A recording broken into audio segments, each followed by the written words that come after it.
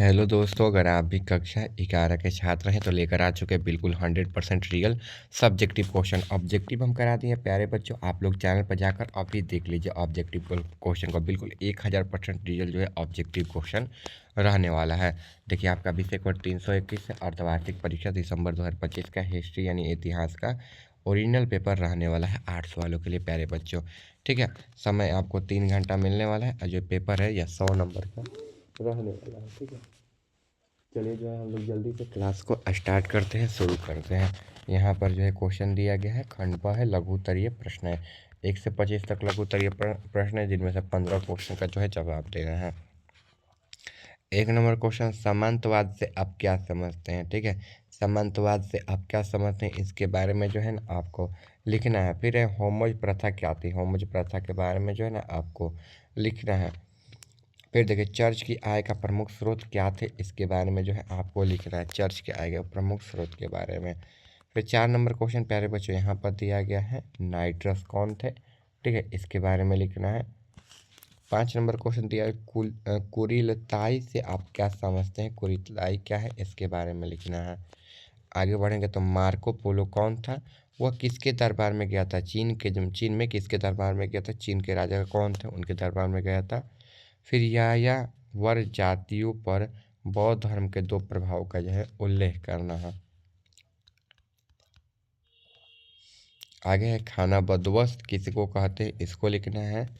फिर यास के 2 महत्व का जो है वर्णन करना है। ठीक है, 9 नंबर क्वेश्चन है। 10 नंबर क्वेश्चन, चार्ल्स डार्विन कौन थे, उनकी प्रमुख जो है ना पुस्तक का नाम लिखना है। फिर प्यूनिक युद्ध का क्या कारण था, प्यूनिक युद्ध के कारण के बारे में जो है ना आपको लिखना है। आगे 12 नंबर क्वेश्चन है, यहाँ पर अमेरिकी का मूल निवासी के प्रति जो है रूसों का विचार क्या थे, इसको जो है ना आपको लिखना है प्यारे बच्चों। 12 नंबर क्वेश्चन जो है दिया गया क्वेश्चन है। 15 नंबर है यहाँ पर, बक्सर विद्रोह क्यों हुआ था, इसको लिखना है। बक्सर विद्रोह क्यों हुआ था, इसको लिखना है। ठीक है, इसके सन्यात के सेना कौन थे, इसके बारे में लिखना है। आगे बढ़ेंगे तो पाक इतिहास से आप क्या समझते हैं, ये जो क्वेश्चन है दिया गया है। फिर 18 नंबर क्वेश्चन यहाँ पर है, होमियोनिड्स के जो 2 विशेषताओं को जो है लिखना है। फिर सुमेरी सभ्यता के 2 नगरों के नाम लिखना है प्यारे बच्चों। यहाँ पर होने के बाद ना आगे अरशतु कौन था, अरशतु के बारे में लिखना है। ठीक है, अरशतु के बारे में देखिए। फिर यहाँ पर आगे क्वेश्चन जो है यहाँ पर दिया गया है क्वेश्चन। इसके बाद अशुरबीनिपाल कौन था, इसके बारे में जो है आपको लिखना है। फिर सुमेरी लोगों का प्रमुख देवता कौन थे, इनका नाम लिखना है। फिर रोम के नगरों और 2 विशेषताओं को आपको लिखना है। इतना सब होने के बाद 25 नंबर, जूलियस सीजर कौन था, इसके बारे में लिखना है। ठीक है, जिसके नाम पर जुलाई का नाम पड़ा था, जो महीने का नाम है। आगे दीर्घ उत्तरीय प्रश्न है, 26 से 33 तक दीर्घ उत्तरीय, जिनमें से आपको 4 क्वेश्चन का आंसर देना है। सभी के लिए 5-5 अंक मिलेंगे। कितने अंक, 5-5 अंक मिलेंगे। ठीक है, आगे देखें, मेसोपोटामिया सभ्यता में लेखन कला का जो है निकास वर्णन करें। फिर 27 नंबर, सामंतवाद के पतन के कारकों की जो है विवेचना करना है। 28 नंबर है, 11वीं सदी के जो है नगरों के जो है उदय और उनके जो है यहाँ पर कारकों की जो है व्याख्या करना है। क्या करना है, व्याख्या करना है। ठीक है, चलिए आगे जो है हम लोग पढ़ते हैं। आगे जो क्वेश्चन है यहाँ पर क्वेश्चन दिया गया 29 नंबर, चंगेज़ खान के नेतृत्व में जो है मुगलों का जो है विजय अभियान का वर्णन करना है। फिर रोमन साम्राज्य के पतन के कारणों की विवेचना करना है। और विश्व विजेता के रूप में जो सिकंदर की उपलब्धियों का जो है मूल्यांकन करना है। ठीक है, इसके औद्योगिक क्रांति के जो है नगरों के बारे में स्वरूप में क्या हम लोग बढ़ते तो देखिए यहाँ से जो है 31 नंबर, 32 नंबर, 33 नंबर क्वेश्चन है, विश्व विजेता के रूप में सिकंदर के उपलब्धियों का मूल्यांकन। फिर औद्योगिक क्रांति के जो है ना यहाँ पर नगरों के स्वरूप में क्या परिवर्तन किया। फिर यूरोपवासियों द्वारा अमेरिकन उपनिवेशकरण के जो है कारकों के जो है चर्चा करना है। इसके बाद क्वेश्चन के यहाँ पर आंसर सामंतवाद से क्या समझते हैं, तो सामंतवाद मध्यकालीन यूरोप की भूमि स्वामित्व और वफादारी पर आधारित एक सामाजिक राजनीतिक व्यवस्था थी। ठीक है, इसका सभी में स्पष्टीकरण दिए हैं, सभी क्वेश्चन का स्पष्टीकरण दिए हैं ताकि आपको स्पष्ट रूप से समझ में आए। देखिए स्पष्टीकरण में है, इनमें से एक ऐसी पदानुक्रम प्रणाली शामिल थी जिसमें समान सैन्य सेवा और जो अन्य दायित्व के बदले यहाँ पर जागीरदारों को भूमि प्रदान करते थे। ठीक है, इसके बाद इसमें दूसरी ओर यहाँ पर जागीरदारों के पास अक्सर भूमि पर काम करने के लिए दास या किसान होते थे। इस प्रणाली में वैकेंद्र संस्था का जो है यहाँ पर पूरा आंसर हो जाएगा प्यारे बच्चों, आप लोग आंसर लिख लीजिएगा। 2 नंबर क्वेश्चन का आंसर प्यारे बच्चों यहाँ से यहाँ तक हो जाएगा। आप लोग 2 नंबर क्वेश्चन के आंसर को भी लिख लीजिएगा। दिया है, सम्मान देने वाला प्रणाली एक औपचारिक सार्वजनिक समारोह था जिसमें एक जागीरदार अपने स्वामी के प्रति निष्ठा और वफादारी की शपथ लेता था। क्या लेता था? शपथ लेता था। स्पष्टीकरण में भी दिए हैं हम यहाँ पर। समारोह के दौरान जगदीश स्वामी जो है स्वामी घुटने टेककर स्वयं को स्वामी का आदमी होमो घोषित करते थे। इस अधिनियम में समानती व्यवस्था के भीतर दोनों पक्षों के बीच संविदात्मक संबंध और पारस्परिक दायित्व यहाँ पर स्थापित था। इसके बाद 3 नंबर है, चर्च की जो है आय का प्रमुख स्रोत क्या है। चर्च की आय का प्रमुख स्रोत जो है ना यहाँ पर दशमांश था, जो ना किसी व्यक्ति की आय है उपज का 10वां हिस्सा जो है कर में देना होता था। ठीक है, यानी कि जो है आप 10 रुपये कमाओगे तो 1 रुपये जो है ना देना पड़ता था।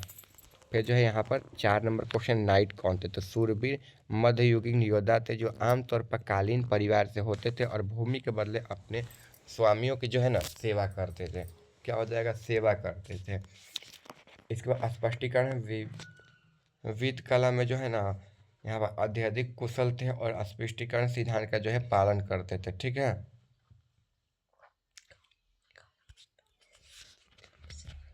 5 नंबर है, कुरुताई से आप क्या समझते हैं। कुरुताई प्राचीन मंगोल और तुर्क सरदारों का खानों का एक राजनीतिक सैन्य और परिषद था। ठीक है, यह जो है 5 नंबर क्वेश्चन का जो है प्यारे बच्चों आंसर हो जाएगा।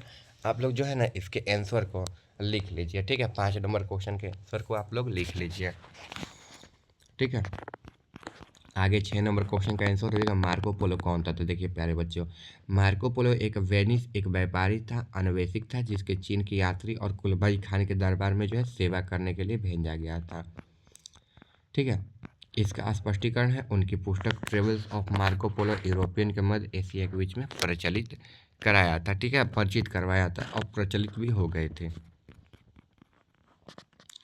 7 नंबर क्वेश्चन यहाँ पर दिया, खानदोबस्त जो है जनजातियों के बौद्ध धर्म के प्रभाव का उल्लेखन है। तो खानदोबस्त जो है बौद्ध धर्म के 2 प्रभाव लिखित लिपि से आप यहाँ पर अपनाना और मंगोल कानूनी संहिता से प्रभाव डाला। ठीक है, 7 नंबर क्वेश्चन का प्यारे बच्चों यहाँ पर आंसर हो जाएगा, इसको आप लोग लिख लीजिएगा। आगे 8 नंबर यहाँ पर है, खानदाबोस्त किसे कहते हैं। खानदाबोस्त वे लोग होते हैं जो एक ही स्थान पर रहने के बजाय मौसमी या समय समय पर एक स्थान से दूसरे स्थान पर जाते रहते हैं, इनको खानदाबोस्त कहा जाता है। ठीक है प्यारे बच्चों, आगे बढ़ते हैं। आगे जो क्वेश्चन है यहाँ पर दिया गया है, यासा के 2 महत्वपूर्ण का वर्णन करना है। तो यासा के 2 महत्वपूर्ण यह थे कि इंसान मंगोल साम्राज्य के लिए एक एकत्रित कानून संहिता प्रदान और सेना के समाज के भीतर अनुशासन व्यवस्था बनाए रखने में मदद करता था। ठीक है, 10 नंबर चार्ल्स डार्विन कौन थे। उनकी किताब का नाम चार्ल्स डार्विन एक अंग्रेजी यहाँ पर प्राकृतवादी थे जिन्होंने प्राकृतिक चयन में विकास का सिद्धांत प्रस्तावित किया था और उनकी सबसे प्रसिद्ध पुस्तक ऑन ऑफ द ओरिजिनल नामक स्पीसीज है। ठीक है प्यारे बच्चों, यह जो है 10 नंबर क्वेश्चन का आंसर हो जाएगा। आगे यहाँ पर प्यूनिक का युद्ध का कारण, प्यूनिक के प्राथमिक युद्ध का कारण मध्य सागर, भूमध्य सागर और विशेष रूप से सिलिसल पर नियंत्रण को लेकर जो है रोम गणराज्य का क्वाथम साम्राज्य के बीच हितों का संघर्ष था। इसके बाद यहाँ पर है 12 नंबर, अमेरिकी का मूल निवासी के प्रति जो है रूसों का विचार। देखिए रूसों में अमेरिका के मूल निवासी महान जंगली मानते थे और सभ्यता में अछूत प्राकृतिक एक सार्वजनिक समाज अवधारणा थे। यह प्यारे बच्चों 12 नंबर क्वेश्चन का आंसर जो है हो जाएगा। इसके बाद यहाँ पर 13 नंबर क्वेश्चन है, गोल्ड रश से आप क्या समझते हैं। गोल्ड रश वह दौर था जब श्रमिक एक जो है पलायन होता था, उस क्षेत्र की ओर होता था जहाँ सोने की खोज हुई थी। ठीक है, यह जो है ना 13 नंबर क्वेश्चन का आंसर हो जाएगा। आप लोग 13 नंबर क्वेश्चन के आंसर को बिल्कुल आराम से जो है ना प्यारे बच्चों लिख लीजिएगा। ठीक है, 13 नंबर क्वेश्चन के आंसर को आप लोग प्यारे बच्चों आराम से जो है लिख लीजिएगा। चैनल पर नए सब्सक्राइब कर दीजिएगा। वीडियो का आप लोग ना जितना जल्दी हो सके आगे बढ़ा दीजिए, लाइक कर दीजिए, सब्सक्राइब कर दीजिए, ठीक है। चलिए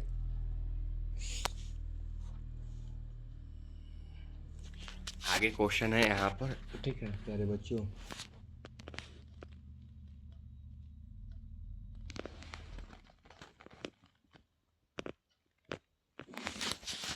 इसके बाद 14 नंबर क्वेश्चन यहाँ पर है, शोगुन कौन था? तो इसके बारे में जो 14 नंबर क्वेश्चन का आंसर, शोगुन एसन तनसा था, मेजोंग के पुनः स्थापना से पहले लंबे समय तक जापान का वास्तविक शासक था। 14 नंबर क्वेश्चन का आंसर हो जाएगा।